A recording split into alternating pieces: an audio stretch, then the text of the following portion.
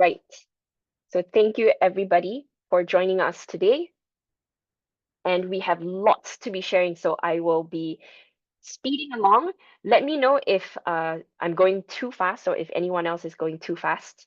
We'll try our best to stay within time and also to cover really, really important things that we've been up to this whole year. Next slide, please, Glenn. Thank you.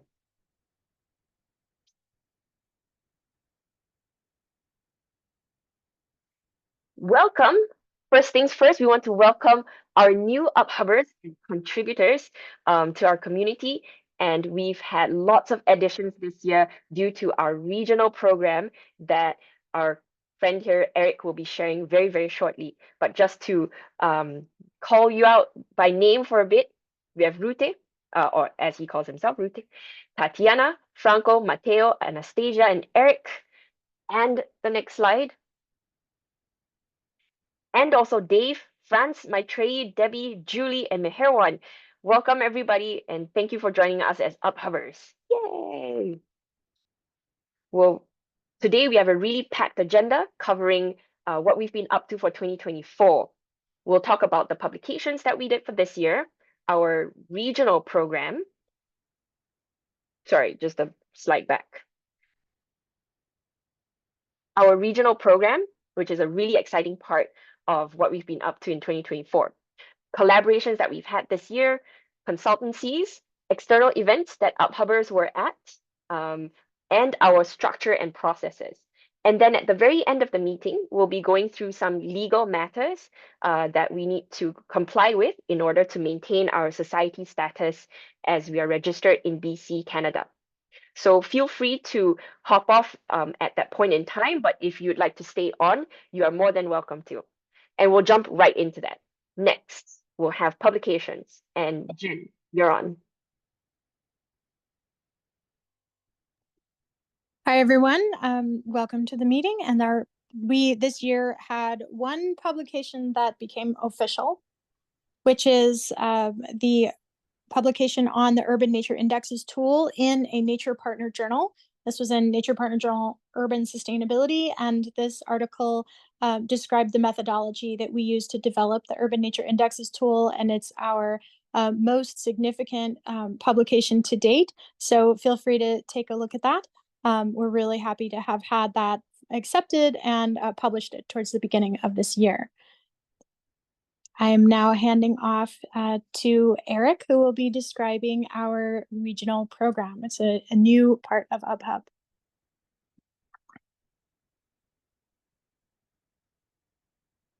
Oh, well, great timing, Jen, because I think Eric's connection just got lost and I saw him trying to join us from the waiting room.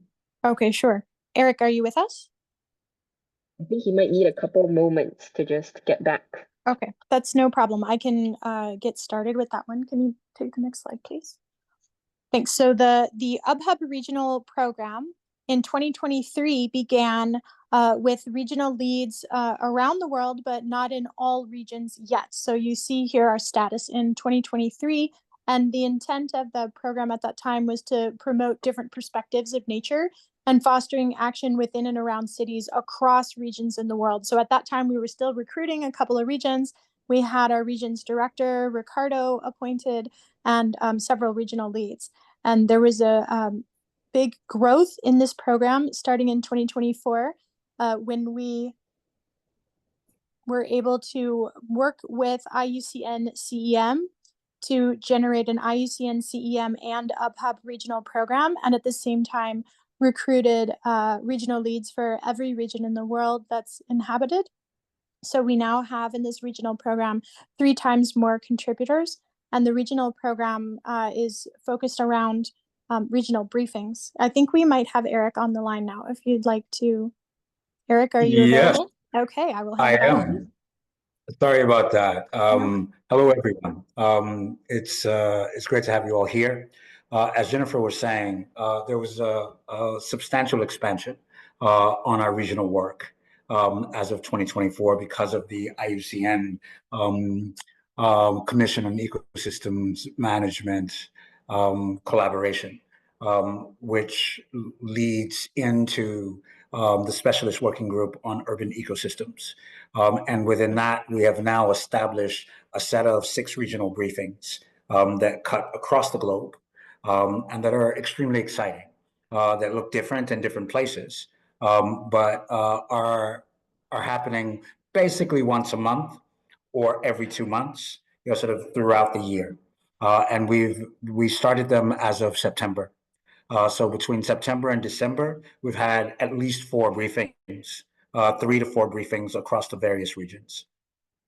Let's go to the next slide. So this is our ecosystem of regional collaboration between UBHub and IUCN, and particularly the Urban Ecosystem Specialist Working Group. We have 2 co-leads and a young professional for every single region, and it is sparring sort of a great deal of exciting collaboration with city governments, right? National government entities, with civil society organizations, practitioners, researchers, universities. It's a sort of a multifunctional, multifaceted sort of group of players that come together to share. Let's go to the next. So we've got 6 regions. We've had at least 15 regional briefings since September, and we've engaged over 200 sort of nature professionals, sort of biodiversity professionals from academia, cities, private companies, NGOs, and this has cut across, as I said, all 6 regions. So in Africa, we had really exciting briefings that are city specific. So what we do is we make sure that cities, sort of brief, and then we have all of the allies from, civil society, academia, NGOs come together to share with those cities, and then across cities. So we first started with the city of Cape Town, and then the city of Nairobi. We have a list of 6 cities lined up from January onward next year, where we sort of are really delving into the urban nature challenge, but also what's the exciting things that are actually happening around biodiversity conservation and urban nature, both conservation, preservation, expansion, regeneration. But it looks different, like I said, across all spaces. Excuse me. In Asia, they've been looking at sort of sharing studies on NBS for nature adaptation. Sort of we've looking at the context around sort of conservation, adaptation. Sort of looking at climate. You're looking at biodiversity within the climate context, integrating those dynamics together. Those are the things that cut across all regions. And the most important thing is that sort of within the context of urban nature and biodiversity, we can conserve, we can regenerate at scale. That's what we're finding. Yeah. There we are. Next slide. So coming up, we're looking at strengthening the regional nature and cities briefings. And we really want to give space to cities to brief, right across all of the regions, but also for the practitioners, right? A lot of the urban nature work is being done through local civil society organizations, local NGOs, funded by international NGOs and others, or by government themselves. And so we want to make sure that we open up a platform for those conversations to be happening, but also sort of conversations across different cities and across different regions. And so what we'll be looking at is mapping regional urban nature and biodiversity projects, right? Understanding who's doing what where. There's a lot going on. There's not enough, sort of clear evidence. And so if we can figure out a way to link into some sort of repository, just a simple mapping that says that this thing is happening, has been happening for this long, this kind of results are happening, then sort of from there we actually lead that into some sort of repository that can be linked to the IUCN and UBHub websites, and then sort of be linked to regional working groups, sort of that enhance the collaboration around urban nature and biodiversity conservation. I think I'll leave it there. Thank you, Eric. I will pass, and our regional program is really, really exciting. There's some comments in the chat, so please do check it out. We're recruiting for our North America region. So if you're interested in leadership as an UBHubber, definitely contact any one of us. We'll be more than happy to get you on board. Then I'll pass the time on to Pablo, who will talk more about collaborations that we've had. Thank you. Can you hear me well? Yeah. Great. Well, so can you go to the next slide, please? Well, so this year we have great news in terms of collaborations. So this year at COP16 at the UNCBD in Cali, Colombia, we signed an MOU to collaborate at the subnational government with the Secretary of Environment of Quintana Roo, which is a subnational government in Mexico. And in 2016, it was the host of the COP13 of CBD, which is also our birthplace. And this was done together with Keystone Species Alliance, which is an organization focused on the recognition and protection of keystone species. So through this MOU, we will focus on keystone species in the state of Quintana Roo, and our role will be to ensure that urban planning is addressed and that there is connectivity between urban landscapes. This sets the precedence for us to be able to work with other national governments, also as an entry point to cities and local governments. Can we go to the next one, please? Thank you. So this year, we also strengthen our collaboration with the International Association of Horticultural Producers, AIPH, who are the creators of the World Green City Awards. And this was done through promotion and engagement. We're still part of Natura, leading the thematic working group of Global to Local, and more updates on that will come later when we talked about our attendance to the Natura in-person AGM in 2024. And finally, our collaboration with IUCN Commission on Ecosystem Management is through the regional program that was described earlier by Eric and by Jennifer. I think that's it. Thank you. We'll hop to a little other part of the world where we're looking at application of uni in cities and subnational governments and building those kinds of collaborations, particularly in India, led by Anushri. Hello, everyone. I hope my audio is good. So in terms of the uni and its application in India, so there's an ongoing discussions that we are doing with IUCN Delhi office, and hopefully we're going to kickstart the urban portfolio in India with them. In terms of the policy, the Meghna Water Future Program is something that we are looking at, where an NBA strategy is being developed, where we're looking at uni and its application for the urban areas within the watershed of Meghna River.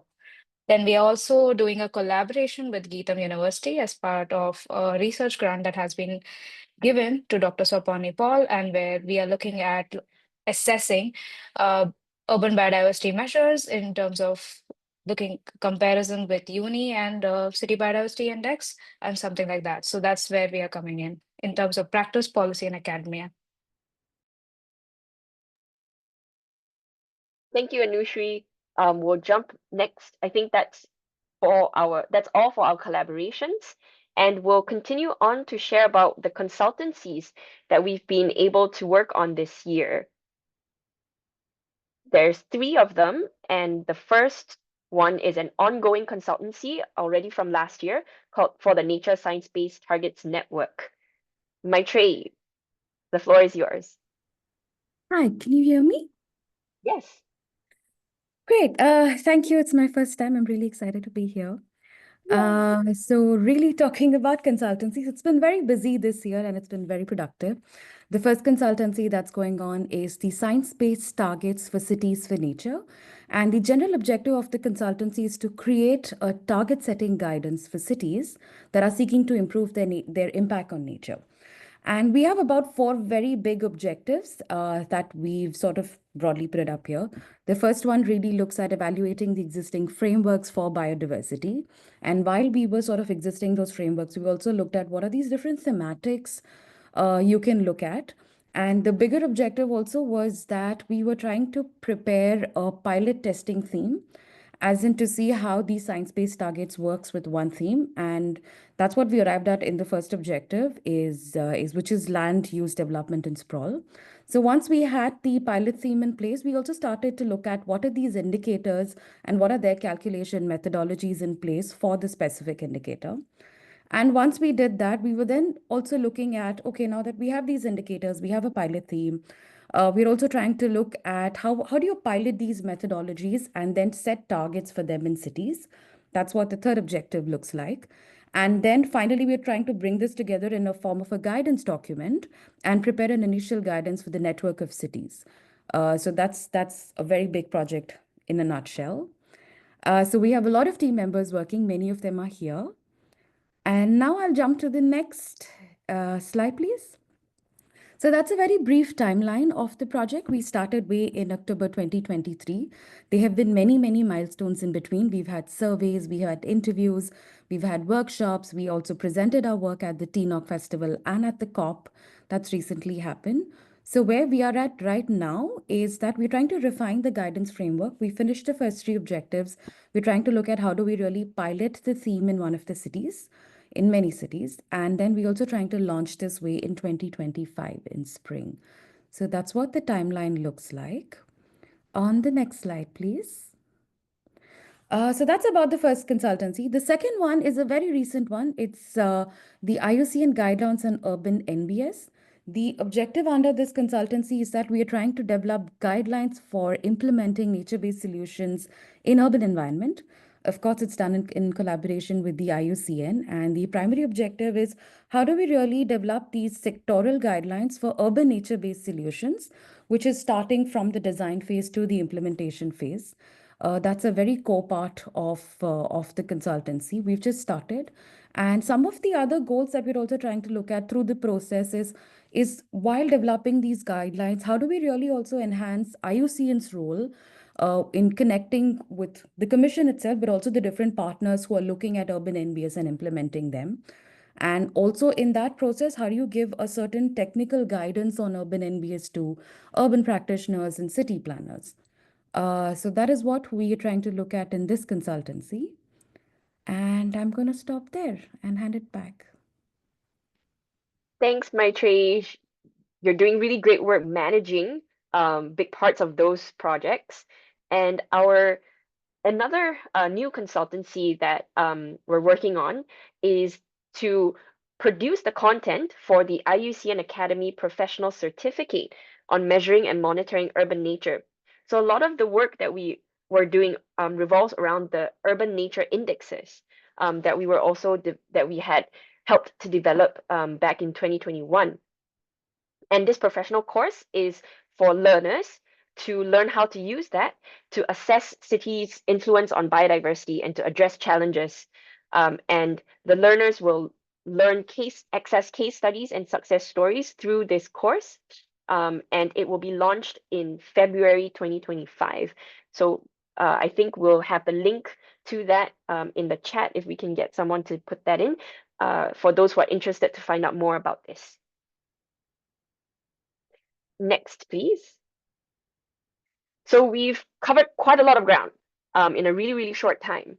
And I wanted to just let everyone know that we're going to be talking a lot more for the rest of the session.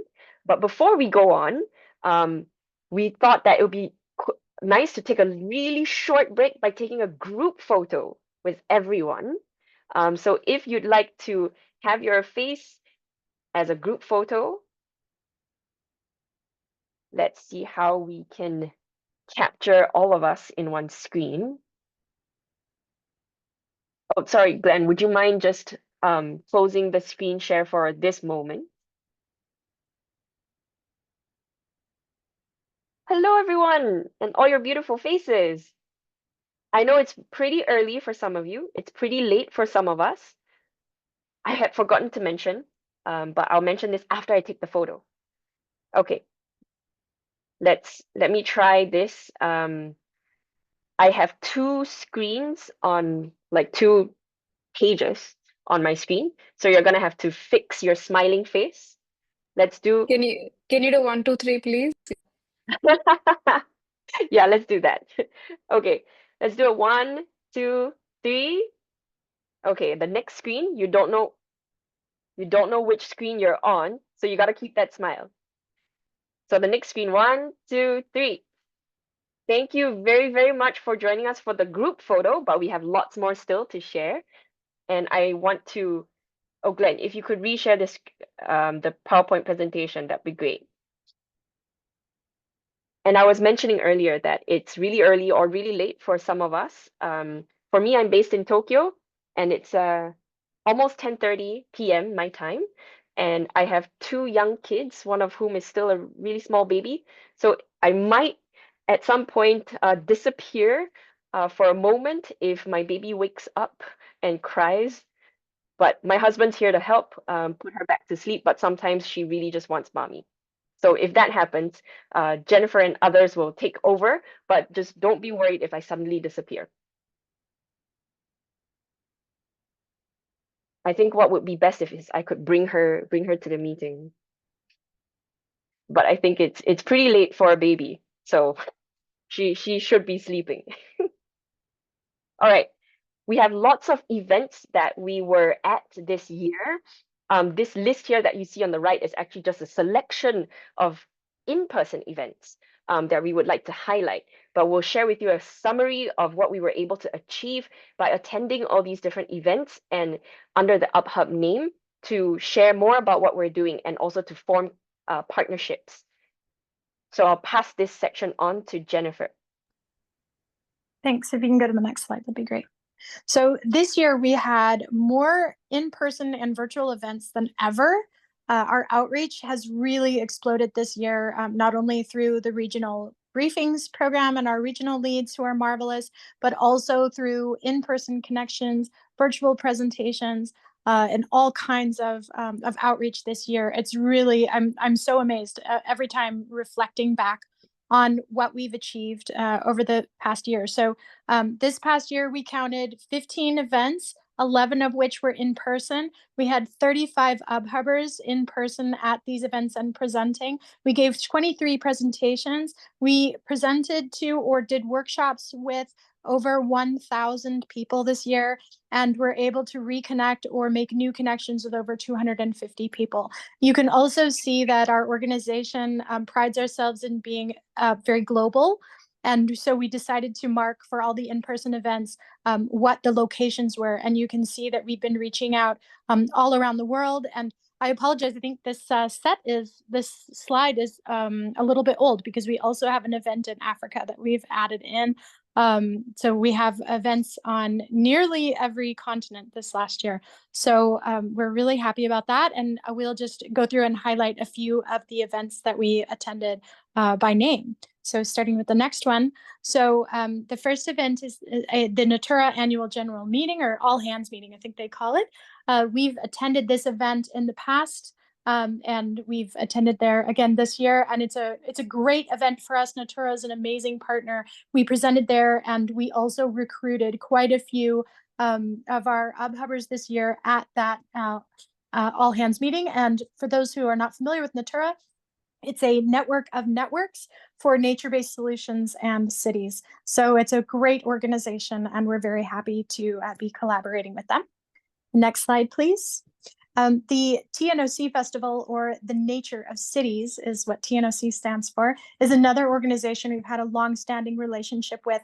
And this is, I think, our favorite event to go to every year. We try to send as many people as we can. The Nature of Cities Festival this year was in Berlin, and it varies year over year where it takes place. And it's a coming together of artists, and nature people from all around the world. It's always such a great time. And this year we paired this with a presentation workshop that was like a full day workshop for our Science-Based Targets for Nature program. And then we also presented at TNOC itself some of the progress on that particular program. And we managed to have 6 UBHubbers at the conference this year, which is more than we've had in the past at that particular event. So that was really exciting. Next slide, please. So another really interesting one, this is a new one for us, is the Clusters Forum. We were able to send a person to the Clusters Forum. I was the attendee there. And this is an invitation only, a small group of people that's bringing together NGOs, investors, and entrepreneurs on a particular topic. So this was their second round on cities and focused on city resilience. And then the idea is to bring together these groups of people to talk about collaborations, to link together funders with organizations that need funding. And it was a really amazing event, and they're doing it again this coming year. So we hope to be involved again. So that was the Clusters Forum. And then I will hand off to Sabrina, who will tell us about the event that she attended this year, the Urbio conference. Hi, good morning. Can everyone hear me? Yeah, Great. see you well. Great. So yeah, this is the Urbio group. It's primarily a group of academics who come together every couple of years to hold this conference, the Urban Biodiversity and Design for Local Communities group. And this particular year, it was, sorry, this year it was focused on local communities. It's always Urban Biodiversity and Design. And while we met in the US, it is an international group. There were, between both in-person and online participants, there were 111 participants from 16 different countries. I represented UBHub there and gave a talk on the urban nature indices. And I just wanted to highlight, so I should say that proceedings are, when these slides go out, you'll all be able to click on the proceedings if you want to see more. There were concurrent sessions, so I wasn't attending all of them. But I just wanted to highlight some of the other work that people were doing related to sort of urban nature indices and measuring urban nature. These are just three of the many talks that were there. One was a group from Italy, from the University of Milano.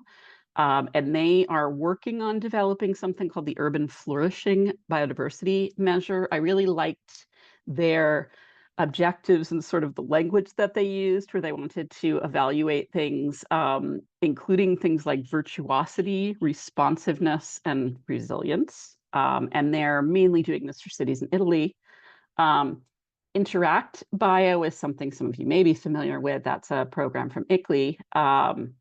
They're working on producing resource inventories and natural asset maps in a very collaborative way with community members. I know you can't really see this poster here, obviously, but you can click through later. So their focus is a little different than the uni. It's sort of, what is it that that local people are valuing the most about urban nature, and how does that guide further development? And then the last one I just wanted to highlight is Making Nature City Toolkit. This is from the San Francisco Estuary Institute. And they also, I would say they took a sort of the opposite approach of really working with existing data, working with a lot of satellite data, and doing some modeling as well. And those were the highlights. Happy to answer any questions about that after presentation. I'll hand it back. Thanks, Sabrina. We'll jump on to which part of the world is it next? Yeah, thanks, Mika. Our slides are a little bit So- out of date. I'm going to briefly just refresh. So can you just pause for 1 second, Anushree, and I'm going to see if I can make sure that we're on Sure. the correct version of this. Thanks, Glenn. I'm also checking in the group chat if there's any particular questions. Please feel free to raise your questions in the chat box or raise your hand. Let me know if anyone wants to speak.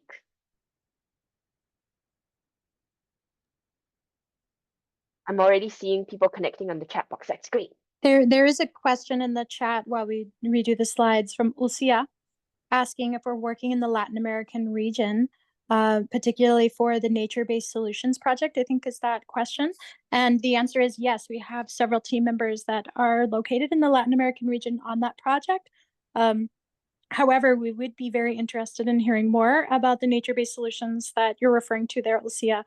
So I will provide you with an email to the for the project manager for that project for you to follow up. And we really appreciate you suggesting further connections for that. So thank you so much. We'll see you.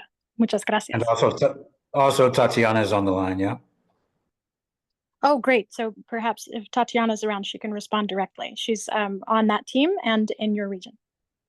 Yeah, Tatiana is our Latin America regional lead. So she's on this call, but maybe she can check in again. Are the slides good to go, Glenn? Yes, we're good to go.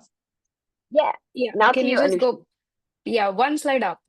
We were one slide up. Yeah, so in terms of events, we had the Urban Resilience Workshop with 2 cities in Thailand. This is Surat Thani and Chiang Rai, where the 2 cities are exploring, were exploring UNI or Urban Nature Index as a tool for measuring their urban ecological performance. So we had this training for both the cities, wherein we were doing this with IUCN Asia Regional Office over there. Yeah. Next, please. So also along with this training, which I just mentioned, we had the Asia Regional Conference that happened for IUCN at Bangkok, wherein we had firstly the panel discussion where Jennifer spoke about mainstreaming and valuing diversity through NDS. And we also had an opportunity to present UNI or Urban Nature Index as a tool in the inspiration zone. And we had participants ranging from civil societies and cities. So we had all around more than 7 cities who participated in this engagement. And that was very exciting to see how Asian cities are also looking towards UNI as a tool. So yeah, thank you. Thanks, Anushri. We're jumping around people presenting, and there's one more for Anushri. And that's because we had lots of different UBHubbers at all these different events. Yeah, sorry, I forgot about this. Back to So you. I also had the opportunity to be part of a 2-day workshop with WRI, where they are looking at a blue-green infrastructure framework that they are developing for implementing their climate action plan, which they have prepared with C40. So this was a 2-day workshop, and they were looking at different solutions and how can they integrate it together.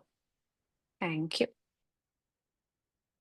Great, Anushri. Anushri's our South Asia regional lead, and she's doing great work in India. So if you have any connections or you'd like to ask her more about that, definitely reach out to her.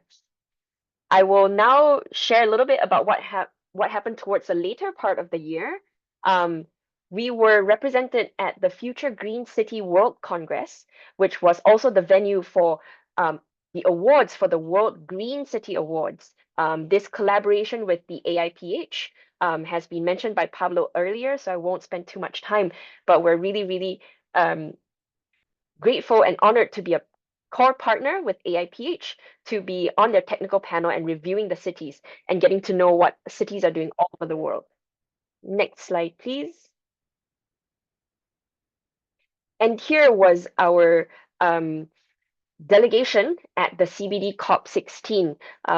COP season is just going to end. We've had the Biodiversity Convention COP, that's where we were at in Cali in Colombia. There's the Climate Change COP that was in Baku in Azerbaijan. And then right now on the very last day is the Desertification COP, Convention on Combating Desertification, which is currently happening in Riyadh in Saudi Arabia. So we were able to have presence at the Biodiversity COP, where there is the Summit for Subnational Governments and Cities. And so it's an event that always happens with the COPs, where subnational governments and cities come together to talk about what they can do for biodiversity. We were also I just want to interject, Mika, because we failed to mention on the slide that this year we became official observers to the Convention on Biological Diversity, which meant that we were able to send our own delegates to the convention, and actually were able to facilitate the attendance of some of our city partners and collaborators. So that was really exciting this year, and a big thanks to Maitreyi for helping us make that happen. So just wanted to insert that right quickly. Sorry, Mika, go ahead. No worries. Yeah, that was something that I had missed out. but it's really exciting to be there as UBHub. Accreditation to join the negotiation sessions in what we call the blue zone is for accredited organizations only. And so we were really glad to be able to get that accreditation and be able to send UBHubbers as UBHubbers. And some of our UBHubbers were there to organize a workshop about co-creating symbiotic cities of the future. And that was in the green zone where the public was able to attend. So not just accredited participants to the conference. We were there to also present about the nature science-based targets for cities and where we are at with that project. Then we were also there, as Pablo had mentioned earlier, to sign our MOU with the Keystone Species Alliance and the government of Quintana Roo. And obviously with a huge conference like this, we were there to network with past, current, and potential partners. So next slide, just a quick sharing of key outcomes and insights for us. The global discussions are really moving towards connecting biodiversity loss and climate change and not working on silos in these aspects anymore, and that cities can and should lead on this synergy. So these were key messages that we're bringing back and incorporating into our work. There was lots of discussions about how we can report local contributions to the global framework. Lots of discussions on the 30 by 30 target, nature-based solutions, as you've also heard a lot today, and the term nature positive. So all of these are concepts that we work with throughout our work. We also would want to use the momentum from the signing of the MOU to engage subnational governments as an entry point to reach many cities at once.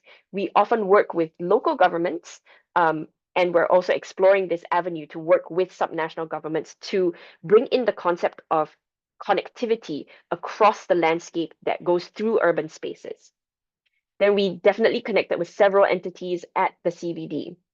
And the next slide, we'll be sharing about the workshop that was co-organized by that was led by a group of young people with the Trophica Lab. Very unfortunately, their leader, Mateo, is not able to join us right today because he is leading a cultural event in the city of Bogota, where he is based today. So this is on his behalf. This workshop applied gamification and participative design to bridge local actions with IUCN's urban nature indexes. And so this lab, this version of their urban lab, had 40 attendees and produced about 20 plus recommendations for biodiversity policy and design for Bogota's metro region. And the technical note for this workshop is in progress with the official journalist of the CBD COP16 presidency, who is the environment minister of Colombia. So lots of exciting work coming out of this. And I think we're not done yet with events for the end of the year. For the rest of, we have one last one that happened very recently, I think 1 week or 2 weeks ago, and Eric was able to represent UBHub there. Yes, actually, there are two in one here. I wanted to talk a bit about the roadmap for urban nature-based solutions. We, through sort of my co-leadership of the Africa node, through Natura, of the urban nature-based solutions global roadmap. I co-lead the Africa team and bring with me sort of UBHub into that process. And this is really critical because we're looking at, for the Africa case, we have been exploring through a number of engagements across the continent, 25 cases that sort of cuts across every sub-region of the African content, looking at all of the different sort of urban and urbanizing spaces and where nature-based solutions are being implemented at scale, right? And to do different kinds of things, from sort of dealing with water scarcity to disaster risk reduction, to sort of addressing flood risk, to agro ecology dynamics. All of these things are actually happening, and they're happening in a way that really transforms those spaces. And so this is a part of a global effort, sort of 7 regions around the world, sort of everyone's coming together to look at it, but we have, had an opportunity to influence the process around what this looks like for Africa, and sort of bring in the biodiversity dynamics, and look at sort of the urban case. And we've had a number of workshops, writing workshops in particular, over the last year, with the last one just happening in December. And this will lead to the publication and the launch. We'll have, by June, July, we're looking at launching the global report, but we're going to launch the Africa report in South Africa at the big transformations, community transformations in ESG event that's going to be happening in South Africa, but we're going to also do it in Nairobi as well, co-hosted with UNEP and the city of Nairobi. So we're really excited about that. The other thing is that we were invited to a practitioner event. It's an Africa regional event that was organized by the UN Environment Program, by UNEP, to sort of engage with practitioners in urban nature and biodiversity, nature-based solutions, around what their role should be to support sort of the process of urban nature and biodiversity conservation over the next 5 years. They did consultations in Latin America, in Asia, and then they also did them in Africa. And we were invited to that process in Africa. There were about 30 people that were invited to the session. And it was governments, the city of Cape Town, the city of Nairobi were there, a number of other cities, but there were practitioners like Carbon Tanzania, which is a carbon developer, at the local level in Tanzania, that were a part of that process. So you had people from the private sector, you had, sort of NGOs and CSOs, you had government entities sitting around, sort of really, ICLE, Africa was also there, sort of looking at, where we are and where we need to be. And having UBHub as a part of that conversation is, we think, very critical. And it has created a context to move into a community of practice. And we have, and most of the folks, the 30 that were a part of that process, now have joined our Africa regional team. And so they will be a part of the briefings, and 2 of the cities were already briefers, right? And ICLE is also a part of what we're doing. So we're expanding that. And UNEP has also been attending our briefings. So we're using, sort of these events to extend sort of our reach to practitioners and to local governments across the continent. Thanks. Thanks for all the great work that you're doing there as the lead for the Africa region. And we also have lots of exciting news. But with that, I can say that we've had a very, very full 2024. We're not quite done yet. There's still a tiny bit left. And mirroring that, in our AGM, we have a final section about just our structure and processes. With so many things happening and lots of expansion in 2024, we're really having to think more about UBHub and how our structure and processes can help our UBHubbers and the community to serve the purposes that we all want to reach. So I'll move to the next slide, which talks about our outreach. Pablo, who is our Chief Communications Officer. Hi, can you hear me? Yeah, I think so. So in terms of outreach, we have in our mailing list 921 subscribers that receive our emails. Sorry. And we also have, whenever we send surveys for projects, like, for example, the SBTN, we have a response rate of about 22%. So that's pretty cool. In terms of social media, we have a Twitter account and LinkedIn. In the past, we used to have Facebook, but no one uses that anymore. So now we have, I think that the one social media account in which we have grown the most is LinkedIn, and we almost doubled from 363 last year during our last AGM to 688 followers, and Yeah, that's pretty awesome. Can we go to the next one, please? Thank you. Also, in terms of communications, I just put here in the chat the link to our new brochure, in which we have shared information about ourselves, about who we are, what we do, and the different organizations that we work with. And we have been handing those brochures out in these events that were mentioned earlier. We're also working on making a new makeover for the website, and I also share the link to this new version of it. So please go ahead and take a look. And that being said, can we go to the next one, please? Thank you. We're looking for any support that we could have in terms of communications.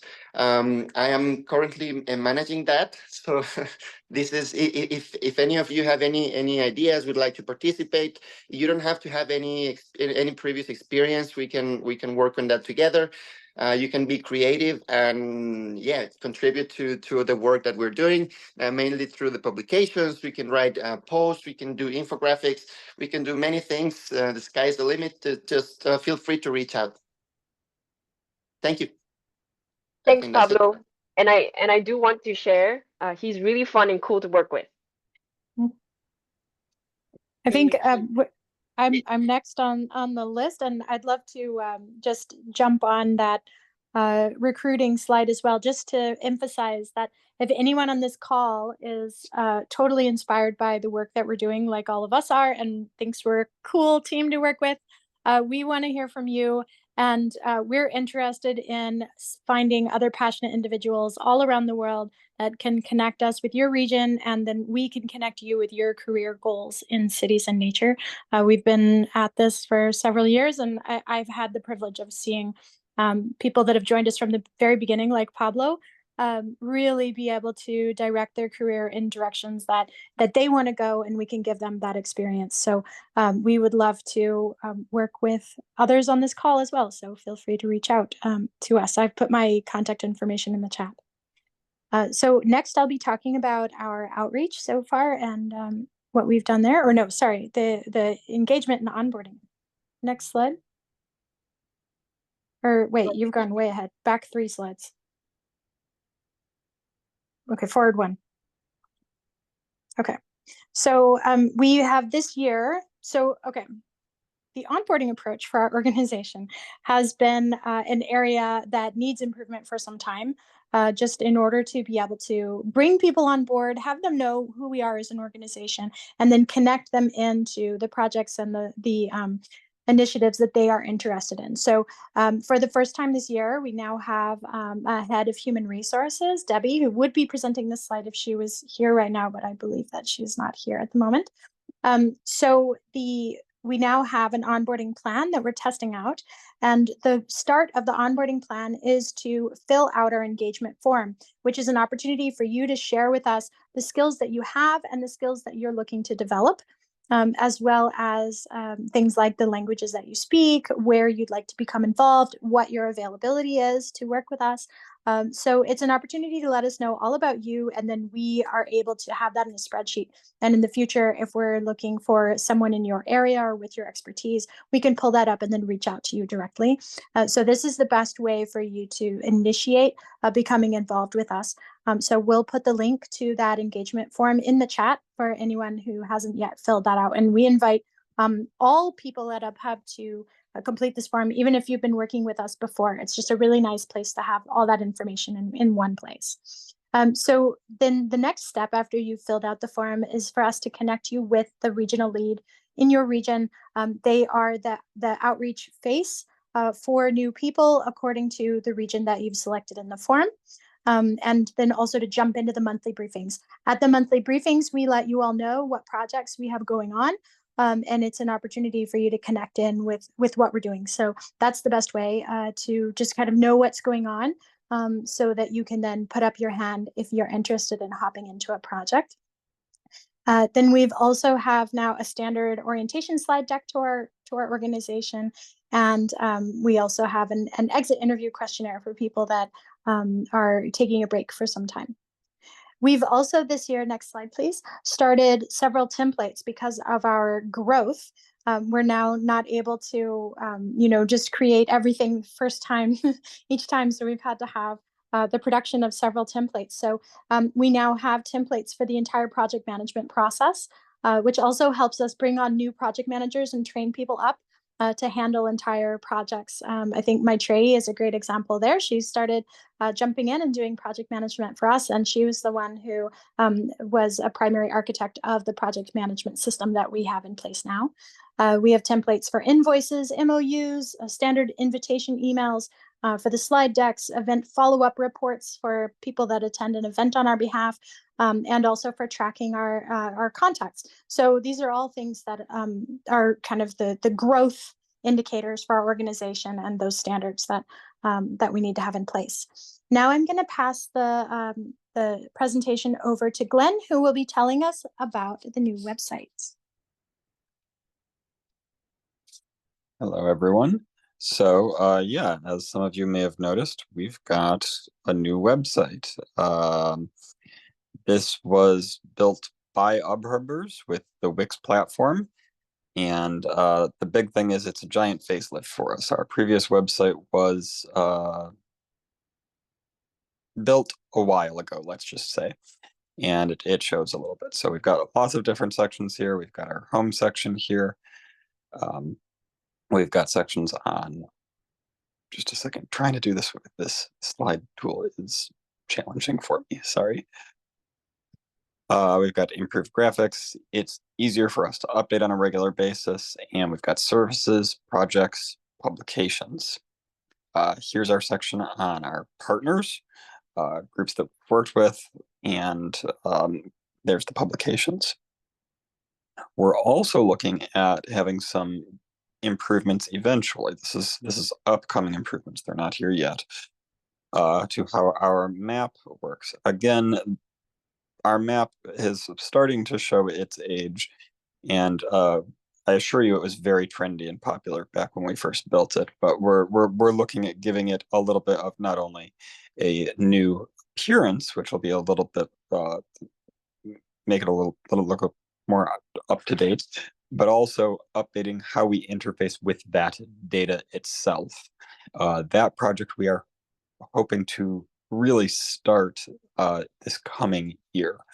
And we're engaging with a consultant to try and do that because I've previously been doing all of that work and have found that the organization has grown beyond my ability to keep up with it in terms of what we're doing. So on that topic, we're going to get into talking about the most fun part of the slides for me, which is the finance section.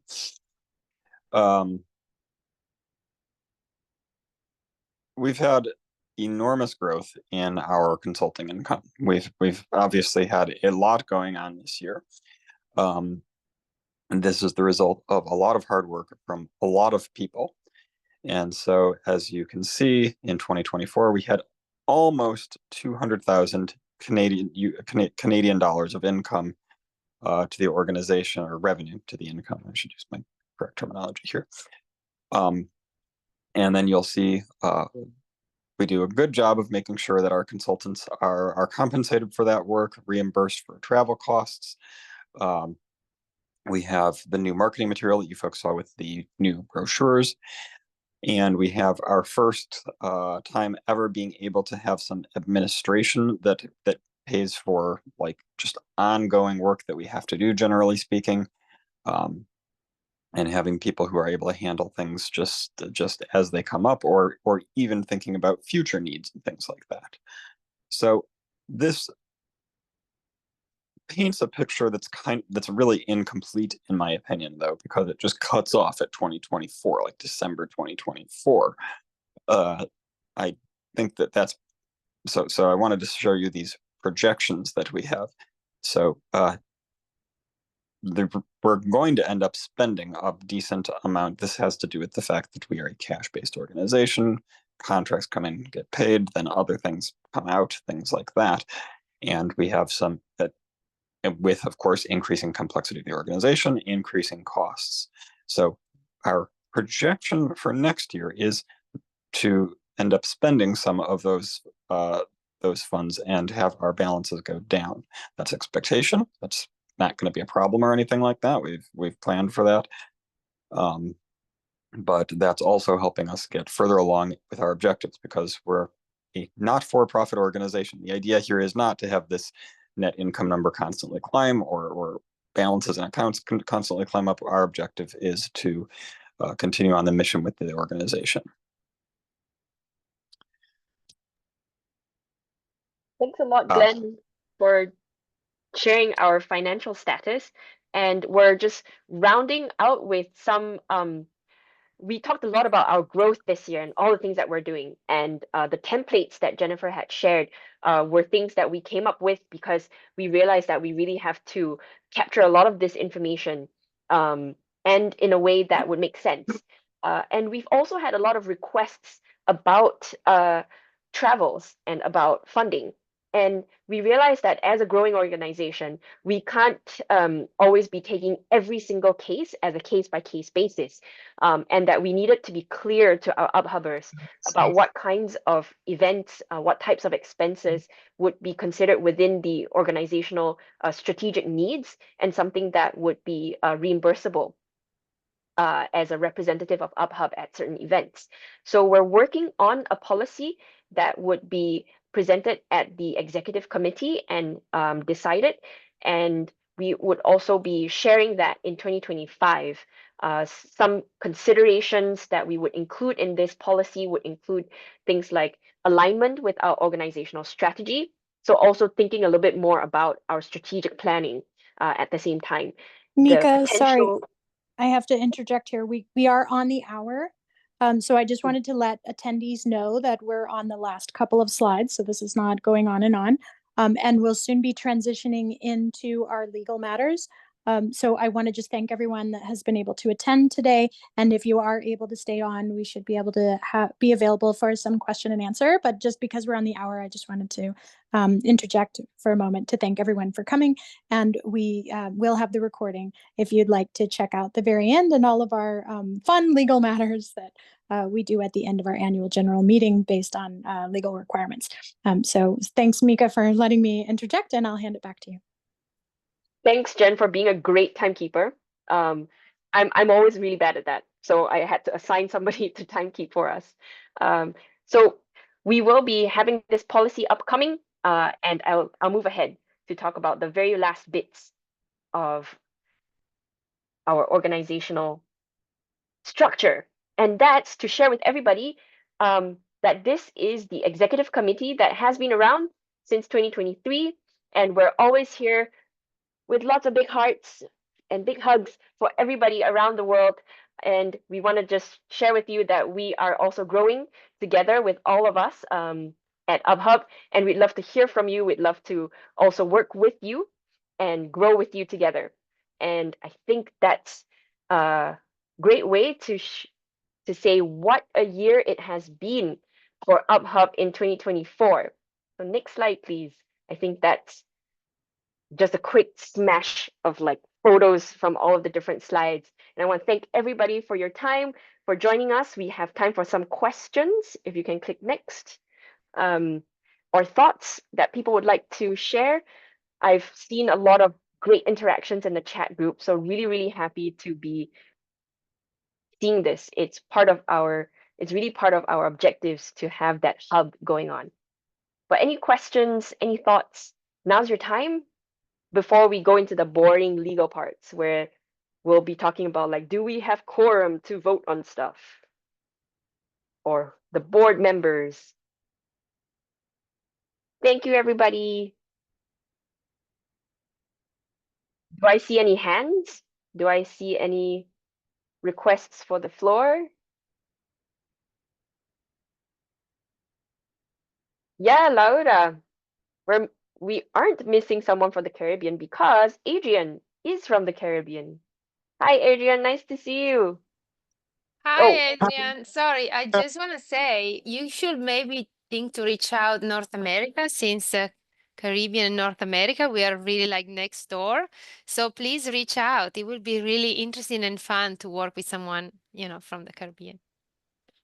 Looks like Michael has his hand raised.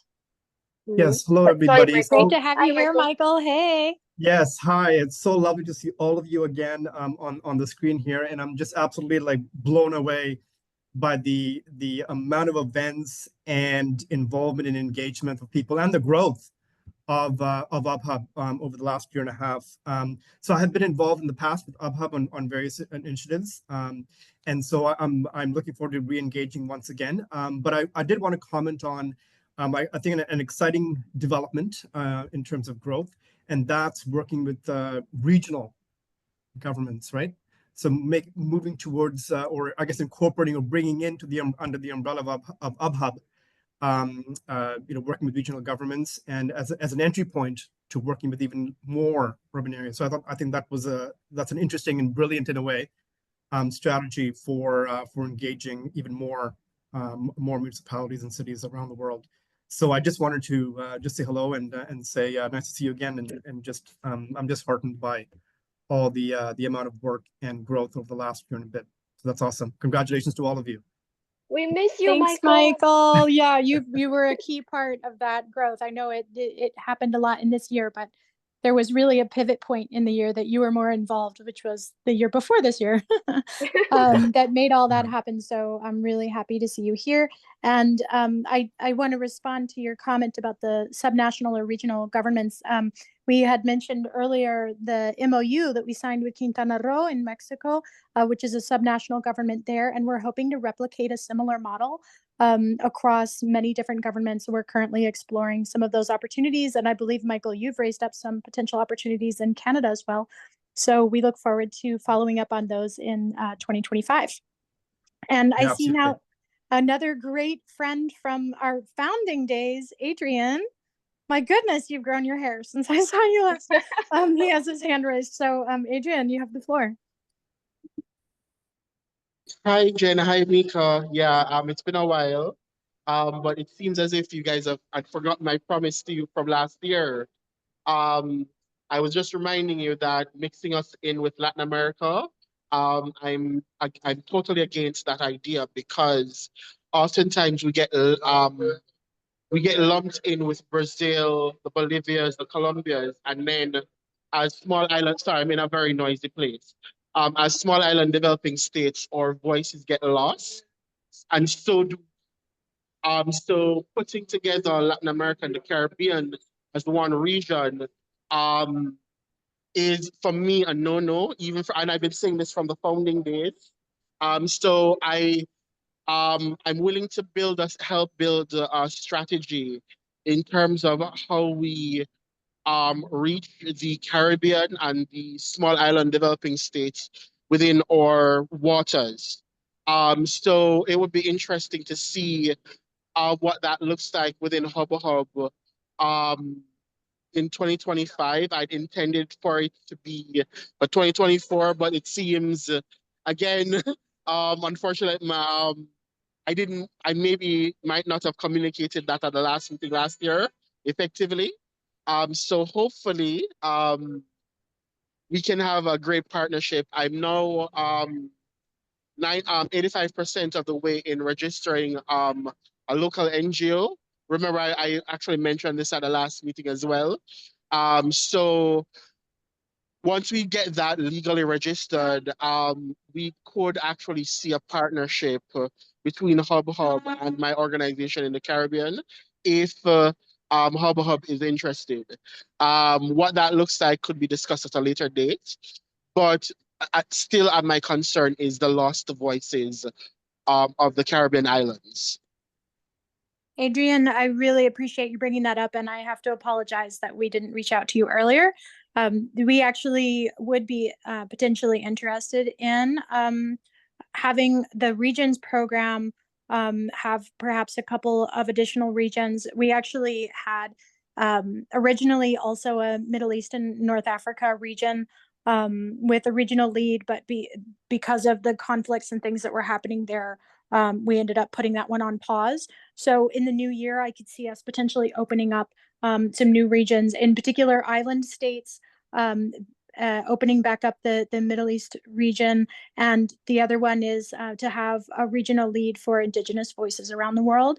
But we would also be very happy to hear from others who might be interested in stepping up and leading a region. And now that we have the region system in place, we have those templates, it's going to be much easier to kind of raise up leaders from the organization to take on those roles. And just a shout out to Adrian's organization. I can't recall the name right now, but it's an apiculture bee and honey organization that's absolutely amazing in Jamaica. Adrian's a rock star over there. So we would be very lucky to have you plug back into us. So my apologies that we weren't able to connect earlier, but I'm so glad we have the AGM where we bring everybody together so we could make these connections again. And lovely to see you, Adrian. We have a hand raised from Kenneth Wong. Go ahead, Kenneth. Hi, I hope you can hear me. I just wonder, so far any representative from Malaysia or at least Southeast Asia here? Wow. Hi, neighbor. I'm from Singapore. Sure, okay. Yeah, Malaysians, we've had a few, but sort of they were just sort of subscribers on our mailing list. We haven't had any leaders from Malaysia yet. We'd be very happy to get you on board and get you started with the Asia region. I personally am coming back from maternity leave and really starting to build the Asia region up together with Anushri, who's our South Asia regional lead. So Asia is huge with over 100 countries. So we gotta have many people to be working on building the Asia region. Would love to get your contact details, please, so that we can connect with you. Yeah. Yeah, sure. Kenneth. Mika, I will leave my chat over the my contact over the chat there. We contact more. Thanks, Kenneth. Okay, bye.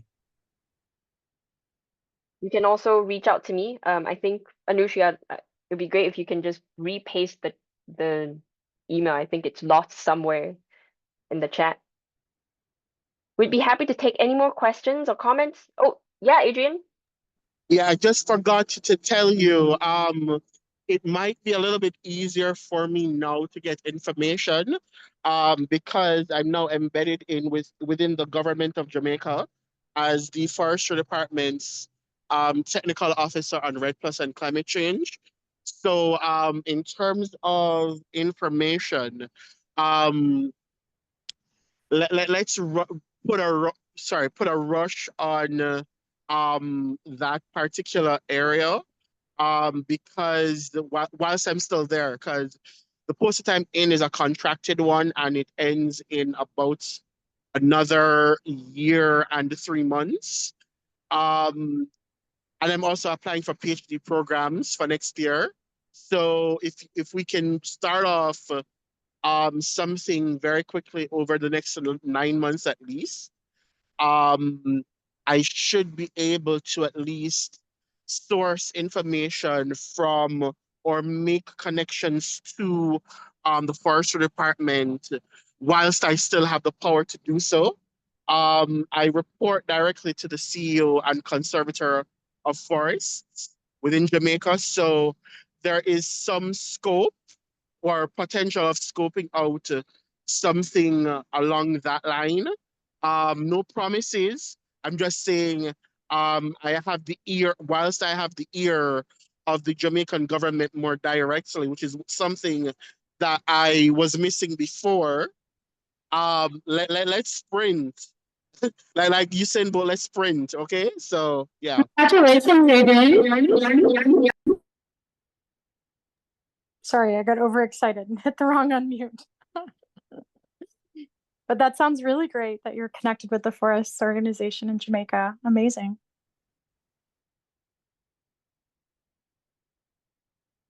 Thanks, Adrian, for letting us know. And I know what it's like to also be connected with the governments. My previous hat was with the Southeast Asian governments and having to wear both hats. I think all of us here at UBHub wear multiple hats.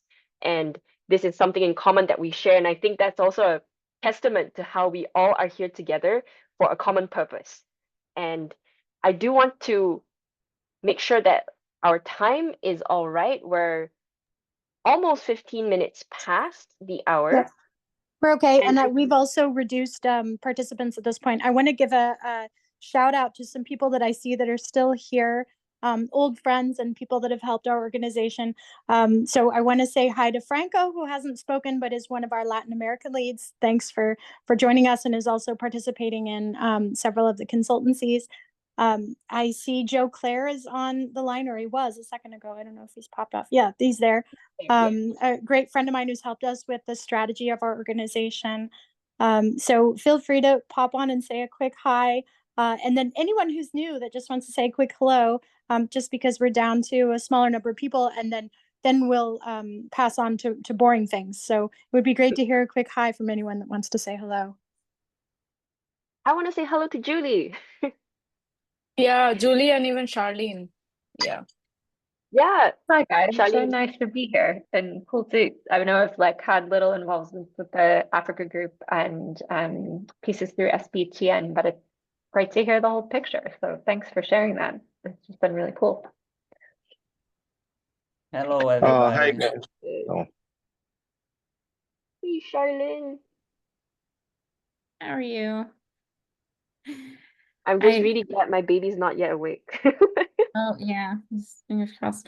Yeah, no, I somehow lost touch with people because of some issue with WhatsApp like in the middle of the year and didn't realize that I wasn't getting any updates for like 6 months or something. So then I was like, wait a minute, and reconnected. And so yeah, really annoying that I missed like half this exciting year of growth. But you know, next year is still a thing. So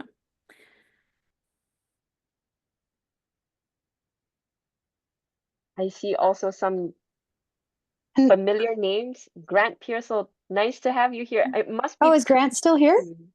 I missed that Yes. when I was scrolling through. Hi, Grant. Oh my goodness.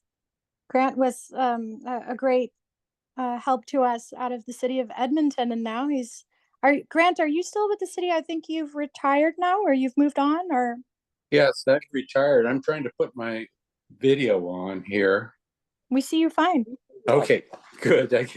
Yes. So yeah, I retired from the city of Edmonton, but I've been doing some work with the World Bank and the World Green Cities Awards and a number of local things here. So still quite involved and keen to work with urban nature.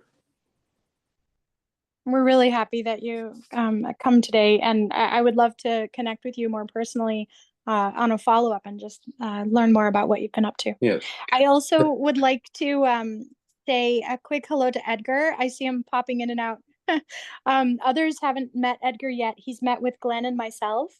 And he just is like an absolutely brilliant person working on data and might be helping us with bringing our database into the current year instead of having it live in the past.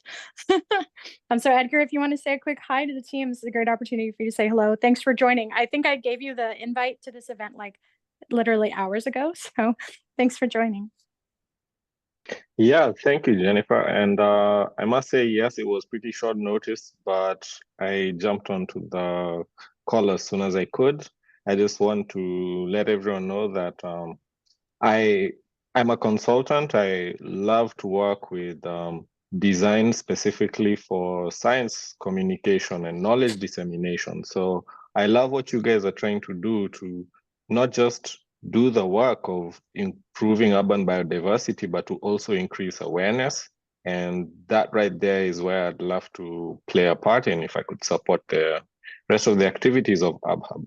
So I've had the chance to talk to Jennifer and Glenn over the last few weeks, and I must say it's really inspiring to see all the different people from different parts of the world just coming together and sharing not just their passion, but the progress that they're making and the sort of supports that they're willing to give each other. You should know that it just looks like an amazing team with fantastic chemistry. And I'm looking forward to playing a bigger part in it. Thank you, guys. The chemistry is what we all create together. So I really want to, I'm very grateful and very lucky that we have people that we can work with from so many different time zones. Me having a kid is limiting the time, the times that I can work in the day. Yes, very grateful for the team. Well, bunch is such a nice way to call this, to know this bunch. Sorry, I've just typed it. I was eating and I was typing at the same time. But yeah, it's been a wonderful journey, I think. And it's great to see how this response was for the AGM this year. This was great. I mean, I'm feeling so, yeah, I'm on another high now. Thanks a lot, Anushi. Anushi has joined us from like quite the beginning, wasn't it?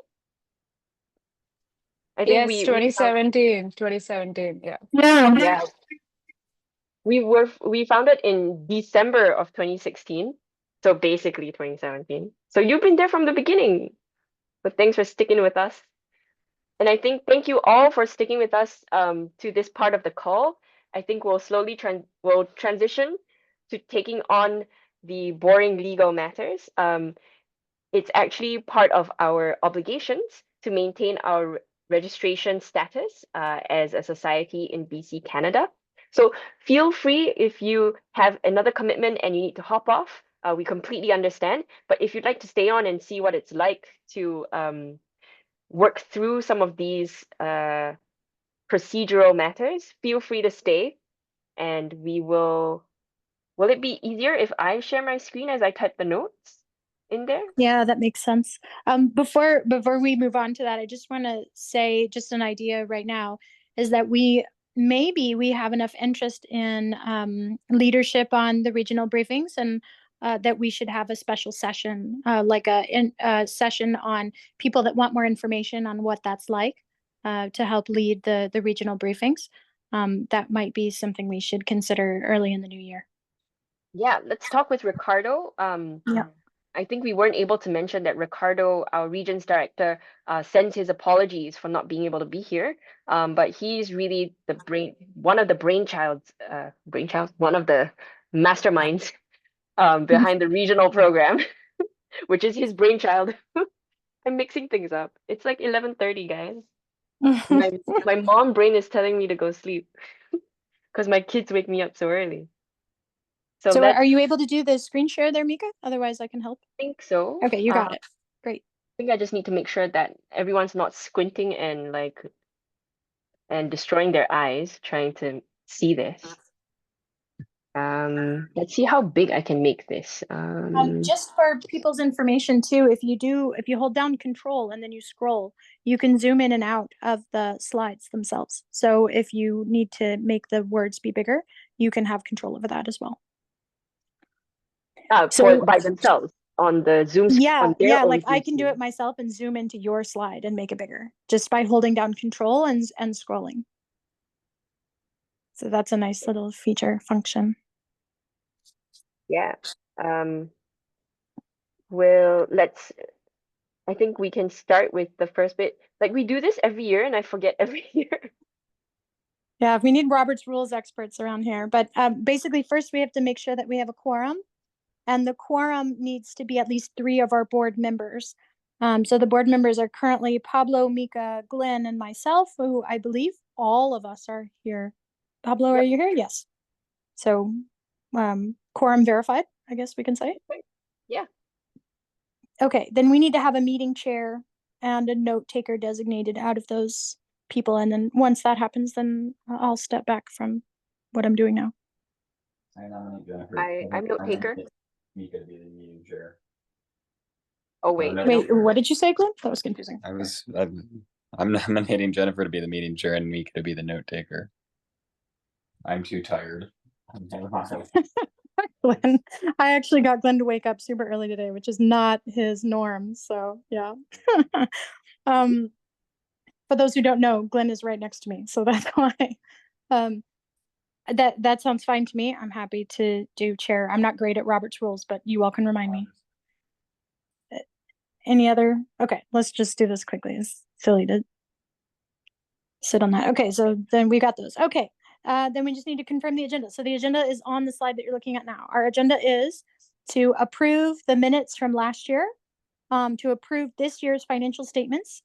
I guess do we need to appoint all of our directors over again? I'm not sure. We're supposed to. Okay, so just the appointment of directors, which is the same as the board members. Is that right? This is so confusing. The board of directors. Okay, board of directors. Okay, so maybe Mika, since you're typing, where it says verify quorum, can you say what was it? Board of directors instead of board members, just so we're using the same language. Okay, and then we have our constitution that is literally just the base constitution that Canada gives you for registered organizations in Canada. I don't think we really changed anything. It's just the baseline one. So last year we proposed some amendments. So anyways, to go over those things and stuff that we need to do with that. Then we just make sure that our directors' addresses are still correct. And then we make sure that there's someone that's submitting the paperwork to the BC Society so that we can continue to be in good legal standing. So that's the agenda. Is there anything that people would like to add or adjust to the agenda or take away? I think Sabrina has in the chat whether it makes sense to have the question of joining the URBio board in this part of the meeting or take it to the EC, the executive committee. What do you all think? I'm happy to discuss it now. It's a pretty easy discussion, and Sabrina's here. Sabrina, I should probably clarify that the board of directors of this organization is not really the right people for that sort of thing. This would definitely be executive committee. Executive committee gets things done. Board of directors meets once a year for this meeting and has this. It's we're required to by Canada thing. Yeah, so to clarify that further, the board of directors doesn't really do anything other than these meetings and making sure that the paperwork is set up and we have our names registered with the Canadian government. That said, just so that people are not confused, a lot of the people on the board are also the executive committee, but it is not the same group of people. So our executive committee also includes Laura Costadone and Russell Gold. Yeah. So it's a little bit bigger group. And I see Pablo has his hand raised.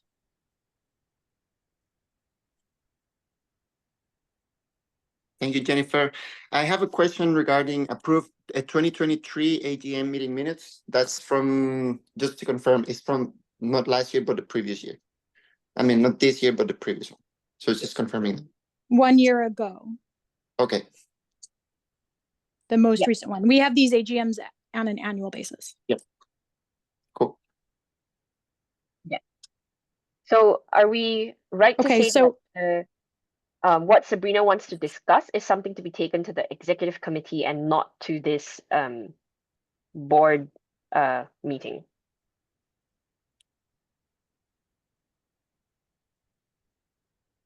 What I heard, and that's fine with me. Yeah, I mean, I can also give clarity that I think we've given an answer in email, but I'm happy to end this meeting and then we can discuss further if you feel like what I said wasn't clear or you have questions or whatever. No, I think it was clear. I just wasn't sure if you had been in contact with the EC. Yes. Yeah, I forwarded your stuff to them immediately. It was very exciting. Okay, I'm going to log off then. Thanks, everyone. All right. Thanks, Great to see you, Sabrina. Thanks for joining. Thanks for sharing about the URBio conference. And for people who are not familiar with what she's bringing up, URBio has invited Sabrina to become a member of their board, thereby linking our organization and theirs in a stronger way, which would be excellent. We're very happy about that. And just to clarify, that is their board of advisors. I don't think they're really at this level of organization yet. I don't think they're registered as a nonprofit anywhere. So it's a less formal. All right, thanks everybody. So cool, and big congrats to Sabrina. Thanks, Sabrina. See you. Okay, so any other concerns, questions about the agenda, or can we consider it confirmed? Do we have to vote on that?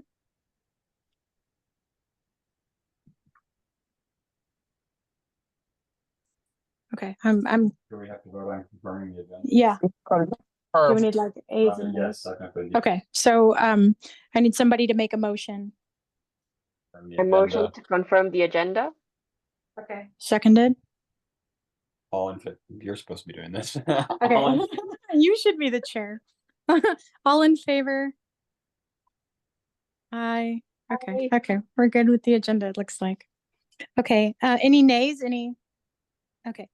Do you want to do it? No, you can't. You're not the chair.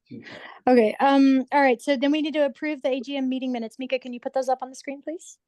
Okay, so this is the slide deck from the last. I have to zoom this back to appropriate size.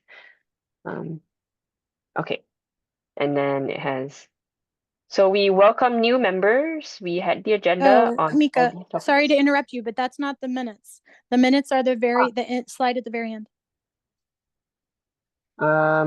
Just last year's end slide. This Yeah, that's the minutes. So we So don't this need to go was- through all the slides. Yeah. I see.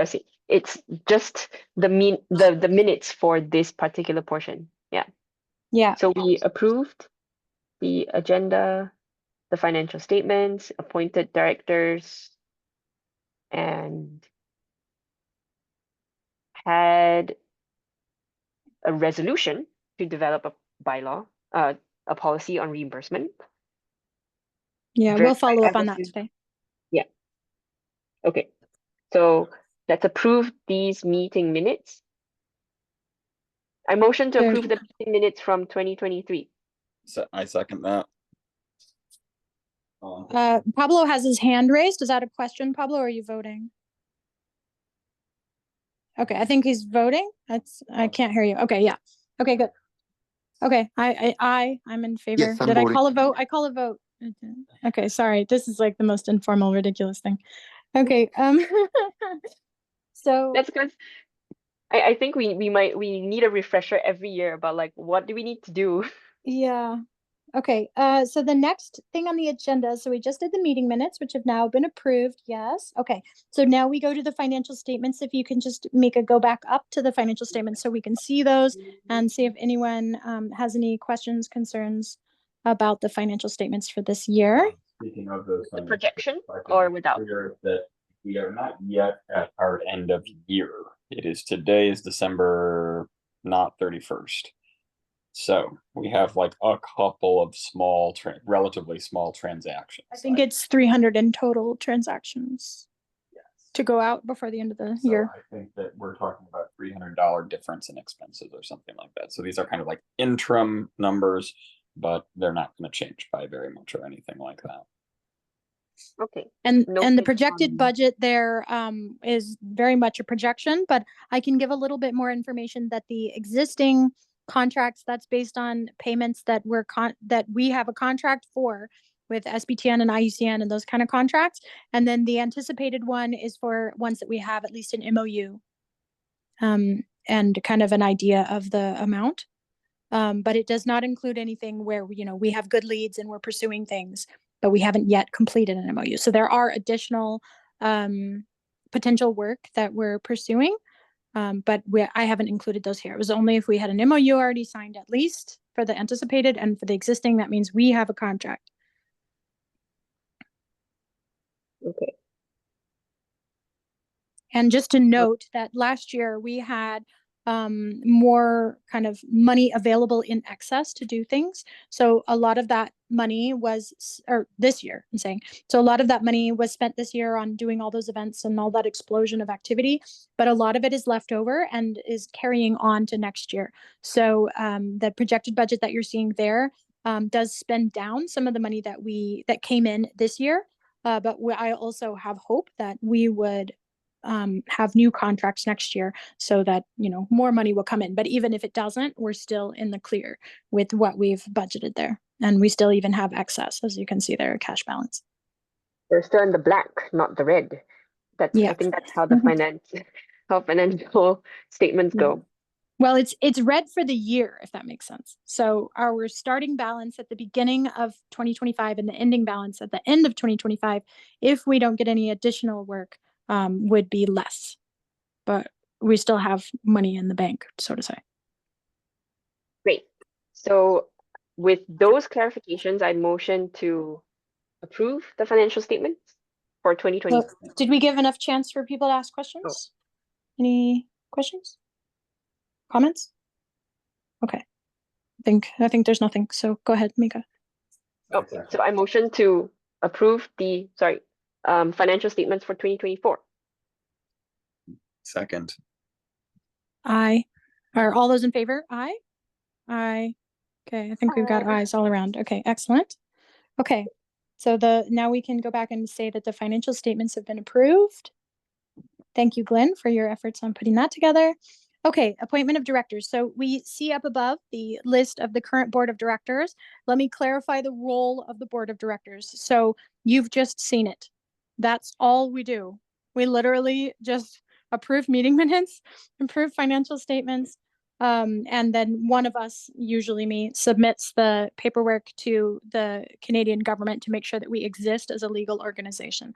That's separate from the executive committee, which makes executive and strategic decisions for the organization.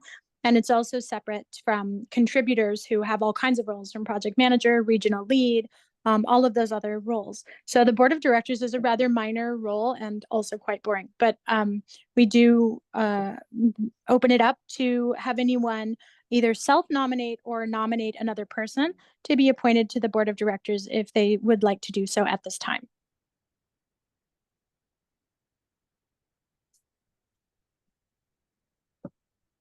So leaving the floor open for any hands to go up. I see a hand from Adrian. Go ahead, Adrian. I was just putting up myself a nomination if that's what you're asking for. Mm-hmm. Okay, so we have a self-nomination from Adrian for member of board of directors. Thanks, Adrian.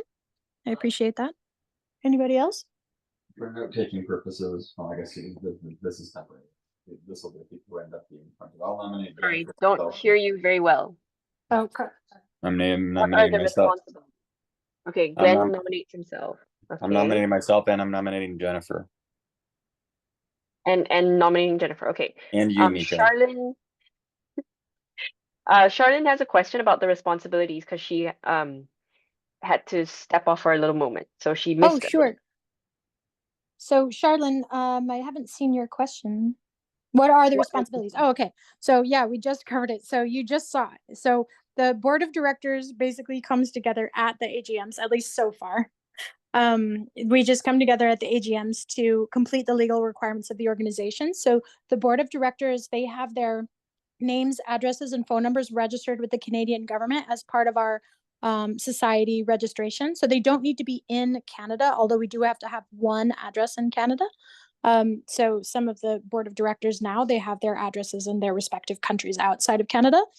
So they register it paperwork wise to the government. Well, whoever does the paperwork, you just have to provide us with your contact info. We register that. And then there's not like, as far as I know, there's not like a legal ramification of doing that. It's just so that we exist as an organization, but I don't think it means you can get sued or anything. Do you want to say something about that, Glenn? Jennifer is not a lawyer. That is not legal advice. And don't. Yeah. I have no further. Is there anything about board of directors' roles or responsibilities that you want to hear? Just that the promise that you aren't going to get sued is not legal impact. No, I'm making no promises. I'm just saying I don't think it has it's not like what are those other kind of business models?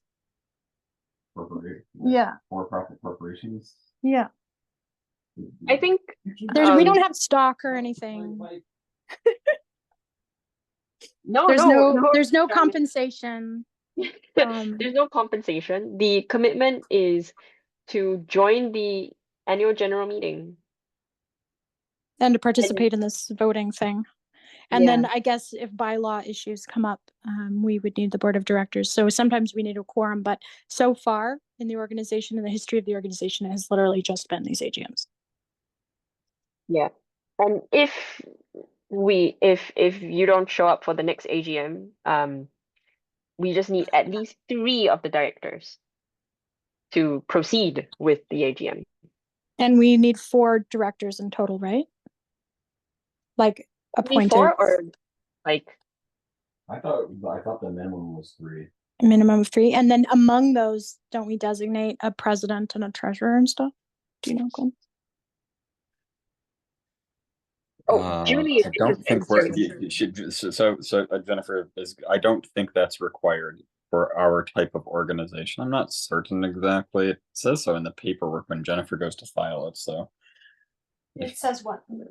In that assigned person to submit paperwork to BC Society Registry, Yeah, it says what? it says like if that's required or not, essentially. It's like list board of you mean directors the and their answer positions is- and so on and so forth. Yes. There's a couple, Jennifer, I'm also on the board of our condominiums association here, and they have different rules, I think. So I think Jennifer is thinking of those rules. Anyways. Okay. So, So I'm Charlene, sorry. okay, so we have some other nominees, Charlene and Julie. Is that correct? Okay. Can we give the opportunity to allow all of the people that have been nominated that are not currently directors to say a quick hello and how they feel about their nomination? If they self-nominated, they can just say why. And if they were nominated by someone else, they can say so. I would love to hear. Julie, I think I see you already with your video on. Do you want to say something? Yeah, sure. Hi, everyone. Apologies, I had to join the meeting late, but I'm the Director of Urban Conservation for the Nature Conservancy, and just kind of getting linked into this group, which I'm thrilled exists. So it feels like a long time coming, and seems like this is important to start to add some structure around this group. Thanks for sharing the information. It sounds like it's a light touch, that there's not too much demand, but that it's helpful to have a group of people just to make sure that we're meeting the necessary requirements for the Canadian government. So happy to help and excited to meet you all and hoping that there's more opportunity for crossover. Thanks, Julie. Yeah. You're reminding me of something, or I just remembered something. I didn't expect this many nominations, which is fine. That's fine. The one thing that you should be aware of is you have to put your address down, and your address becomes a matter of public record in British Columbia. I don't get any junk mail from it as far as I can tell, and I live in Canada, so I presume if you're in the United States, it's even less likely that you're going to get junk mail from it or anything like that. But Canada also has pretty strong privacy rules and things like that. Like they're not allowed to just harvest junk mail addresses like that. I don't know. We've not had anybody, to my recollection, in North America, sorry, in the United States. And I don't know if there are organizations out there. It's a guess. Okay, that's good. That's good to hear. I appreciate that. But right, yeah, I feel like there's at least good privacy laws in there. Yeah, just to let people know, if you're on the board of directors, your address becomes a matter of public record. Right. Yeah, it's a good point. But I Okay. don't think it's like web crawlable or something like that. But it's I do have to submit it if I do the paperwork. Your are you- address, your phone number, and your full legal name. But your email address doesn't, and that's even more likely. Okay. And are you all just kind of checking in each year to say, okay, this is for calendar year 2025, and then revisiting this? That's right. That's right. Okay. So just like we've done just now. And that's because that's the rule. So we are a registered society in Canada, which is the kind of umbrella name for many different types of organizations in Canada, including not-for-profits, charitable organizations. I think even political organizations do this. Membership organizations are all societies. So that's what this is all for. We have to meet those legal requirements. So that's as an organization, that is currently our main legal existence. Okay, great. Thank you. So thanks, Julie. We really appreciate that. I think Charlene, also you can take the floor. Yes, I'm Charlene Green. I think I did put my introduction in the chat a little way back, but I'm based in Metro Atlanta in the United States right now, and I'm trying to generally scale up my involvement with UBHub after a period of being out of the loop. And it seems like it's a really exciting time for the organization with a lot of momentum building, and the expansion requiring more structure. And I think it would be really exciting to be a part of this chapter of the organization. So. Thanks, Charlene. And then the other new person is Adrian. I think that's the only, yeah. Adrian, go ahead. You can introduce yourselves. I mean, we all know you, but. Yeah, for me, this is really just a coming home because remember, I was a part of the inaugural board all the way back in 2017. And I figured if I'm going to assist in the strategic planning for the Caribbean, this is the better place, the best place to do it. Um, yeah, and then helping out with building out any additional stuff. Yeah, so that's my objective for joining or rejoining. Great, thanks, That's it. Adrian. I think it might also be helpful to clarify that as an organization, because we didn't show our organizational structure this AGM, we did it last AGM. There's also an advisory board. And the advisory board consists of mostly like highly experienced people in the field that we call upon when we need help or advice. It's usually just one-on-one meetings with them, and they're amazing. And sometimes they'll suggest people for different roles or suggest approaches to different problems that we're having.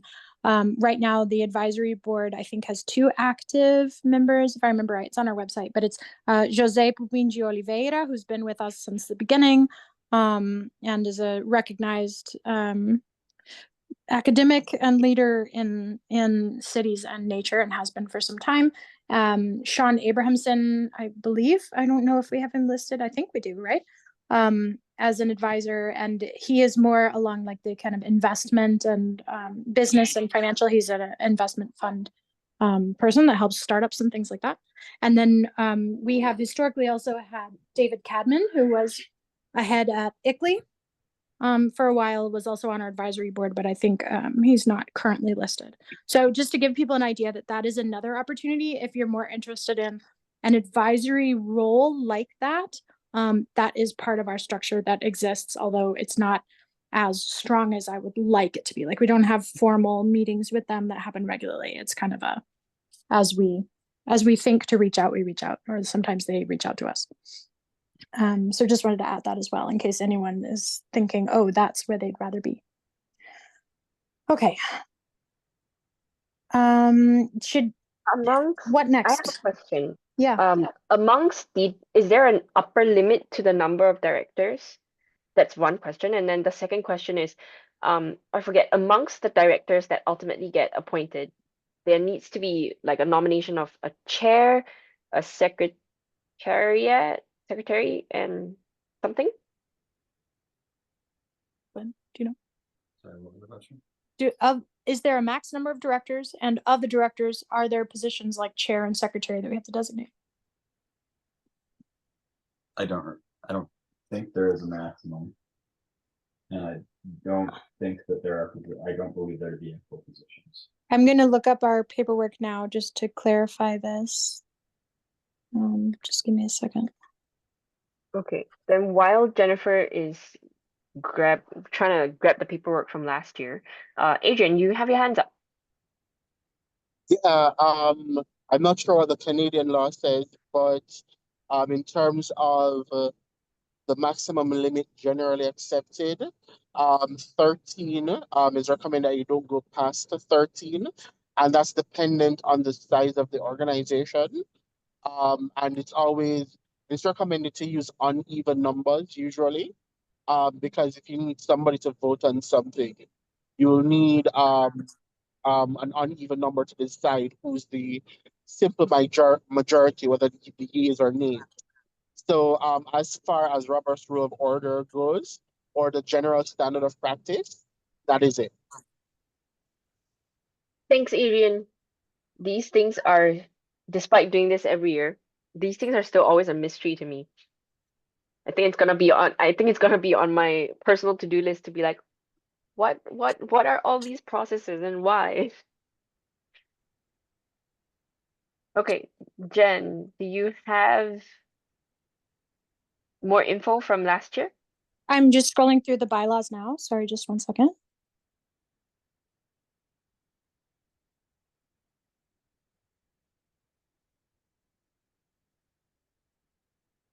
So there would be a president and a vice president. Oh gosh. Designations.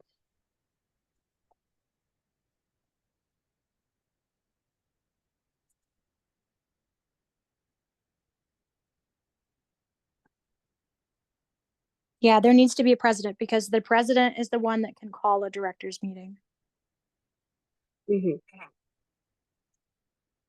And it does change the quorum. So as we increase the size, the quorum is set as a majority of the directors. So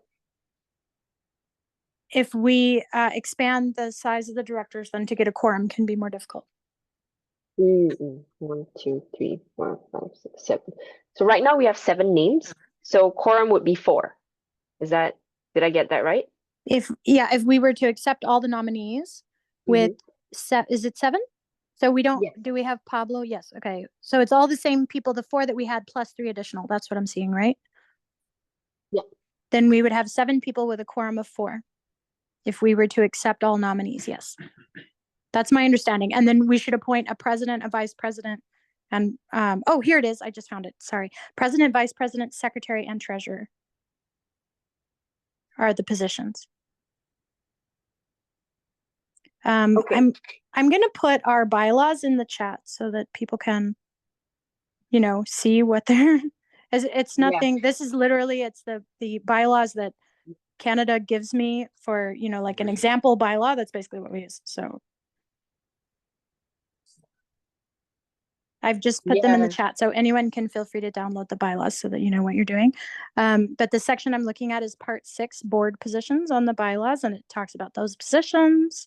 The role of the president. The president is the chair of the board and is responsible for supervising the other directors in the execution of their duties.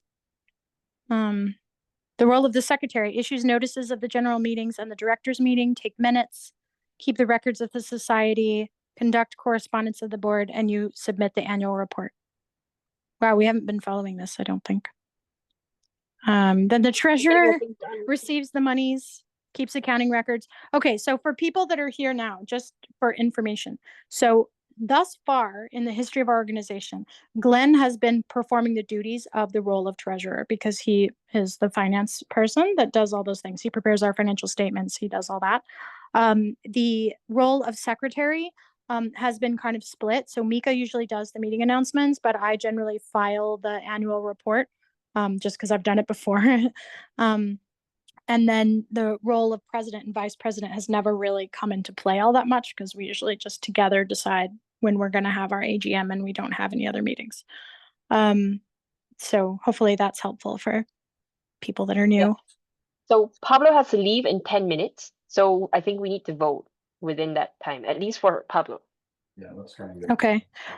It also says here, this is important, that the signing authority, a contract or other record to be signed by the society, must be signed on behalf of the society by the president with one other director, or the vice president with one other director.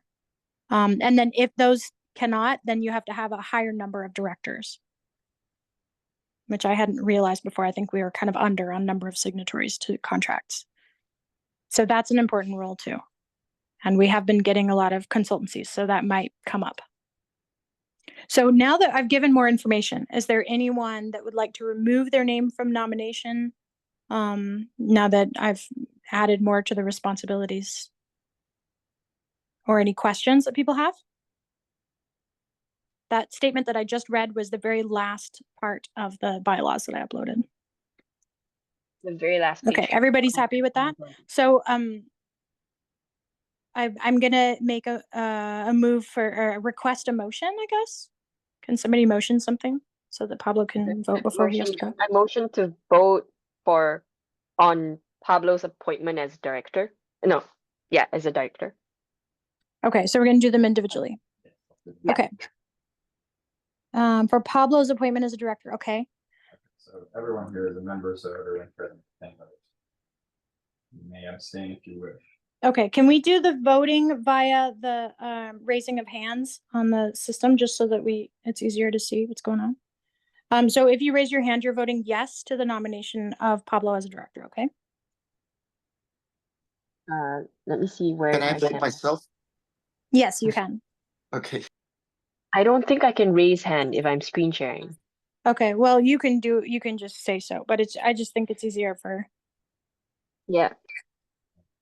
So we have 1, 2, 3, 4 yays, 5 yays. Adrian also said yes. 6 years. 6 yeas. Okay. Now everyone lower your hand. Okay. Now those that are opposed to the appointment of Pablo as director, so make sure you lower your hand and then re-raise it again if you would like to voice opposition. Okay, I'm not seeing any hands going up on that one. Okay, so I would consider Pablo appointed in that case. Okay, now we need another motion. So, for myself. Congratulations, Pablo. Sorry, didn't mean to make that so very dull. So if you need to go, you can, but we will be one quorum member down. So if you can stick around, that'd be great. Yeah, I'll stick around until the hour. Okay. Yeah. All right, Glenn. But let's vote for me. Say I motion. I motion to vote for Glenn Pierce to be on the board. Okay. So hands are, I think I can second that. I second. Okay, hands please. For Glenn. 1, 2, 3, 4, 5. I see 5 hands. 4, 5, 6. Okay. 6 hands for Glenn as director. So I think that's a yes.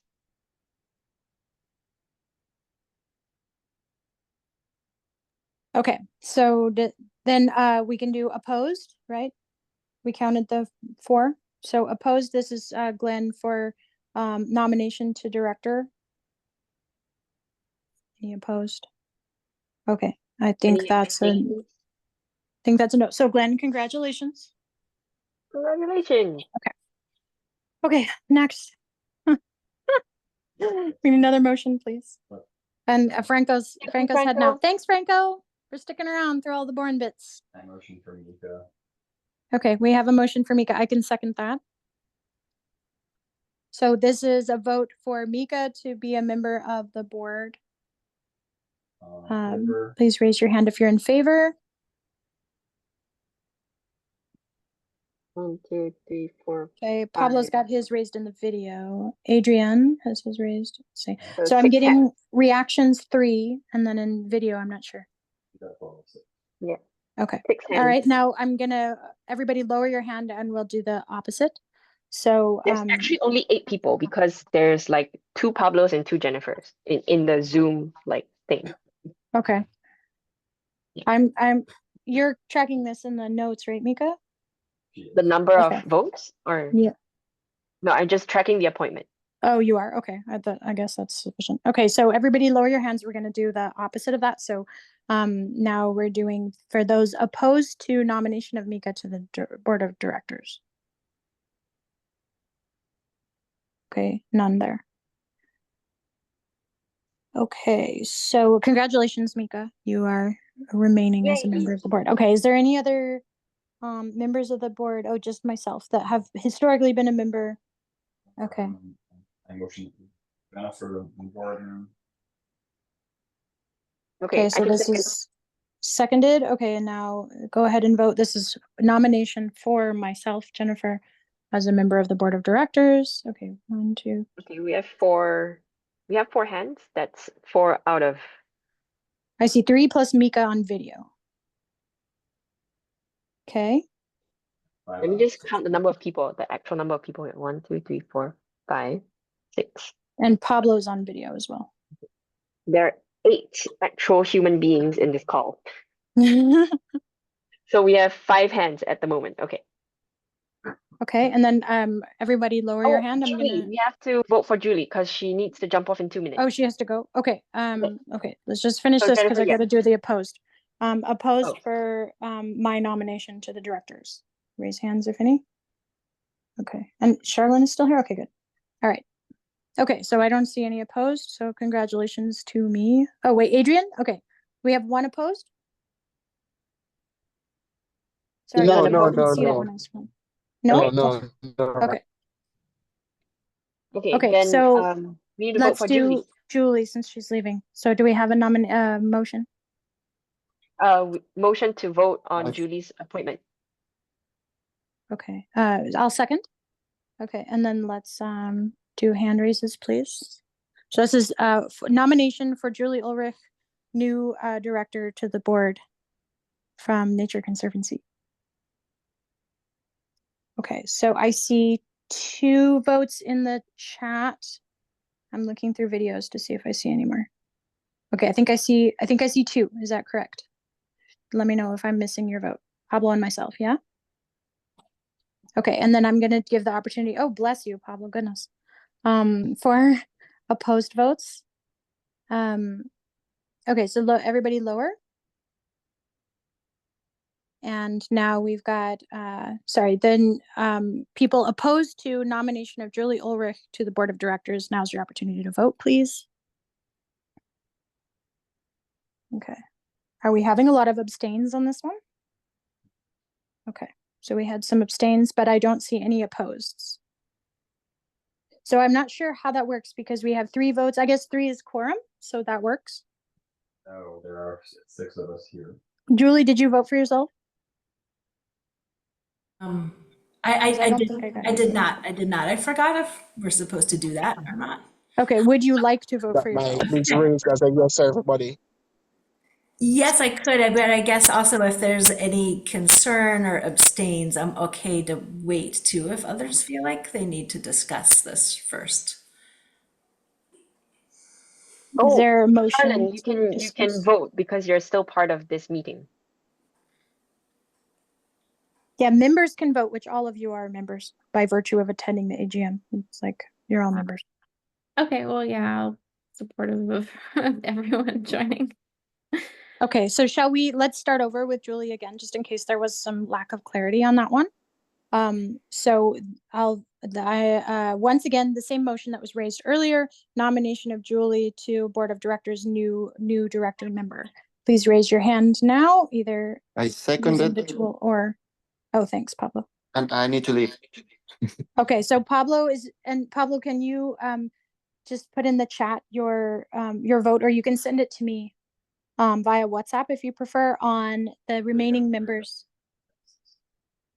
That's Adrian and Charlene. Yeah, Adrian and Charlene's votes remain. So if you wouldn't mind just texting me on WhatsApp, what are your votes there? I'll account for those. Thanks. Okay. Okay, so for Julie, I'm seeing 1, 2, 3. And Julie's hand, 5 hands. Okay, so I think 5. that's a yes. Okay, Julie, you've jumped up in popularity in the last 6 seconds. Amazing. Okay, thanks. I'll have to hop off. Okay, thanks, Julie. Thanks. Julie, Bye. congratulations. Thanks for joining. Yeah, happy to collaborate. Take care. Bye. So I'll have to follow up for your contact info. Yeah, that's true. Okay. All right. So, oh, that's weird because only the 3 of us have our videos on. It looked like everybody jumped off when she left. There's 1, 2, Okay. 3, 4, 5. Yeah. Okay. So then I think. Okay. vote Opposed. for- We have to do opposed votes for Julie. Oh. And opposed. No. Yeah. Opposed. Any opposed? Glenn. even- So we have one. We have 1 opposed for Julie. Okay. But it looks like, Mika, you're not recording the number of votes. You're just recording the results. The final result. Yeah. Okay. Okay. All right. And then it's just Adrian who's left, right? No, Adrian and Charlene and Charlene. Adrian. Okay, let's do Adrian. I motion to vote on Adrian's appointment. Okay, I'll second. Okay. Voting for so wait, no, now you have to ask for like yeses. Oh, okay. So this is raise your hand to vote in favor for Adrian Watson to be appointed to the Board of Directors as a new member of Urban Biodiversity Society. Okay, so this is your opportunity to vote in favor. So we see Adrian, I see that I don't have a hand for you, so don't forget if you're voting for yourself. Then okay, I'm getting 3, 4 plus Adrian. Okay, I don't see a vote yet from Glenn. Okay. Then, so that's 4 in favor, and then I'm gonna lower, everybody lower. And we're gonna do 4 the, in favor. Yeah, okay. that was 4, I got 4 in favor. There's less people in the call. Oh, I gotta check, sorry, I gotta check what Pablo voted. 1 second. You're 4 out of 6 at this point, so it doesn't really matter.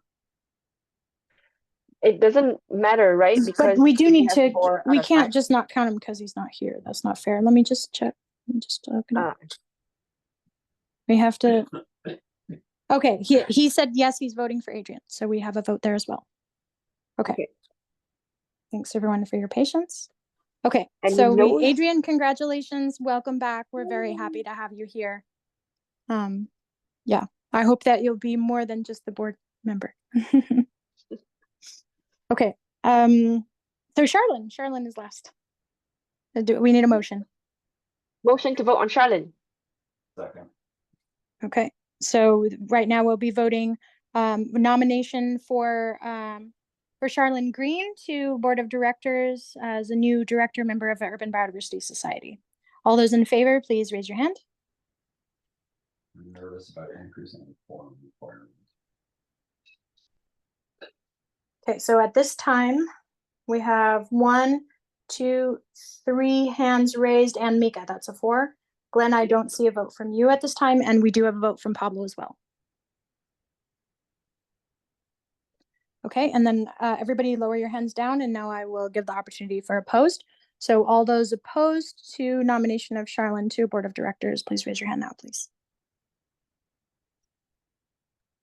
Okay, I'm not seeing any hands going up. Glenn, are you just rumbling, but you're not voting? I'm abstaining. I'm Okay. rumbling about increasing quorum requirements, but that's We're a Quorum growing becomes 4. organization though, you know? yes. We're bigger now. So we So now can't we have just be the 7 same directors. people all the time. Okay. Yay! So welcome, Charlene, yay. Woo! Okay, so welcome to our 3 new board members, even though some of them are not here. So we probably should, we need to appoint president, treasurer, vice president. Let me open up the bylaws again. Yeah. How do we do this appointment? I'm not sure we can. Can we just nominate and say? Oh, we're not. Yeah. Okay. Are we not in a quorum anymore? You've lost your quorum. We have 4 of us. No, we have 4. We have 4. Adrian's still here. Yeah. Adrian, you're here, hold on. right? Usually it doesn't matter once you've established a quorum at the beginning of the meeting. It doesn't matter if persons leave after. Really? It's still legally binding. Well, but That's the standard. But at the COP, they lost quorum after people left, so they couldn't. Yeah, I've seen that happen, losing quorum. But So at the COP, it might be something different. But once you establish a quorum at the beginning, if a member my leaves, baby's awake. I have to leave. My baby's awake. Okay. Yeah. Right. Okay. So okay. Can we appoint a president before you go, Mika? So that we can. Otherwise, we can't have another meeting. I appoint Jennifer. All right, I'm in favor. Anybody opposed?